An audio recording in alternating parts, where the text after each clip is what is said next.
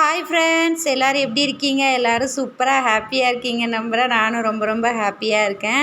இன்றைக்கி வெஜிடபிள்ஸ் எதுவும் இல்லாதனால மோர் குழம்பும் பொட்டேட்டோ ஃப்ரையும் தான். அதனால் மோர் குழம்புக்கு துவரம் பருப்பு கொஞ்சோல ஊற வச்சுருப்பேன்.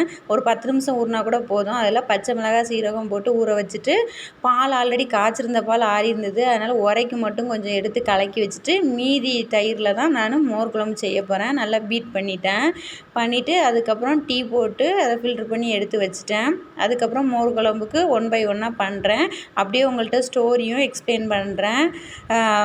என்னென்னா, ஒரு ஊரில் வந்து மாலை பொழுது, அதாவது ஈவினிங் டைமில் வானதிங்கிற ஒரு பொண்ணு வந்து ஆற்றுல துணி துவைச்சிட்ருக்கா. துணி துவைச்சிட்டு வீடு திரும்பி போகும்போது போகிற வழியில் ஒரு பாறை மீது அவளோட ஃப்ரெண்டான தேவி அமர்ந்திருக்கா. சோகமாக இருக்கா.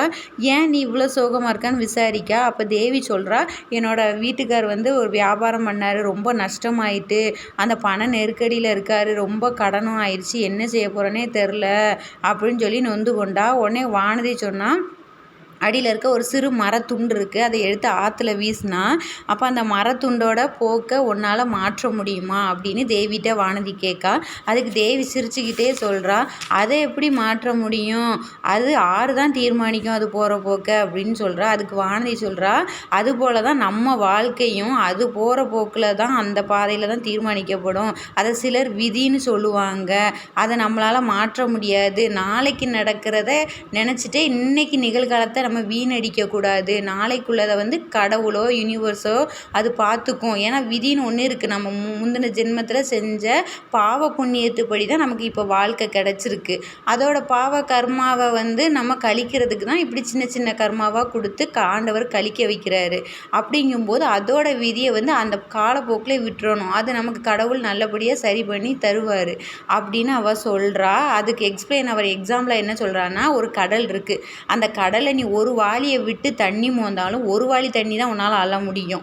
4 வாளி தண்ணியோ 5 வாளி தண்ணியோ ஒரு வாளியில் அள்ள முடியுமா? முடியாது. அதுபோல் தான் நம்மளோட கர்மா, நம்மளோட விதி அப்படின்னு சொல்கிறா.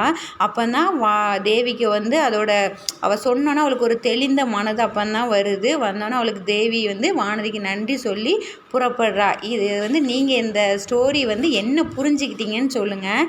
எனக்கு இந்த ஸ்டோரி ரொம்ப ரொம்ப பிடிச்சிட்டு இருந்துச்சு. ஏன்னா நான் இந்த இன்னைக்கு நான் ஃபீல் பண்ணிக்கிட்டு இருந்ததுக்கு எனக்கு ஆன்சர் கிடைச்ச மாதிரி இந்த ஸ்டோரி எனக்கு கிடச்சிருக்கு.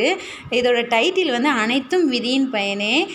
மோர் குழம்பும் பொட்டேட்டோ ஃப்ரையும் பிள்ளைங்களுக்கு லஞ்ச் பாக்ஸில் கொடுத்துட்டு மீன் வந்து வாங்கிட்டு வந்திருந்தாங்க. அதனால் பொரிக்கிறதுக்கும் குழம்பு வைக்கிறதுக்கும் தனித்தனியாக இது பண்ணியிருந்தேன். குழம்பு வைக்கிற மீன் மட்டும் குளத்து மீனுங்கிறனால பாலும் மஞ்சளும் ஊற்றுவேன். அப்படின்னா தான் அந்த ஸ்மெல் கவிச்ச வடை இருக்காது. இட்லி பொடி காலியானதுனால நான் இட்லி பொடிக்கும் வறுத்து வீட்டிலே மிக்சியிலே திரிச்சிடுவேன். அதனால் எள்ளு 200 கிராம், கடலப்பருப்பு 200 கிராம், உளுந்து வந்து அது லாஸ்ட்டு உளுந்துன்னு சொல்லுவாங்கள்ல, அதாவது அதை வந்து இட்லி தோசைக்கு போட முடியாது, வராது. அதனால் அந்த லாஸ்ட்டு உளுந்தில் நான் ஏற்கனவே எடுத்து வச்சுருந்தேன். அதில் பாதி தான் போடுறேன், ஃபுல்லாக போடலை. அதை வறுத்துட்டு தேவையான கார அளவுக்கு நான் வந்து வத்தல், வெள்ளைப்பூடு, கருவேப்பிலை, அப்புறம் புளி கொஞ்சம் எல்லாமே வறுத்துக்கிடுவேன். வறுத்து கொஞ்சம் நேரம் ஆற வச்சுருப்பேன். ஆற வச்சுட்டு தான் நான் அதை மிக்ஸி ஜாரில் திரிப்பேன். அதே மாதிரி திரிச்சதுக்கப்புறமும் ஆற வைப்பேன். ஆற வச்சுட்டு தான் அதுக்கப்புறம் உப்பு போட்டு கிளறி அதுக்கப்புறம் நான் வந்து என்னோடய சம்படத்தில் கொஞ்சம் தட்டி வச்சுக்குவேன்.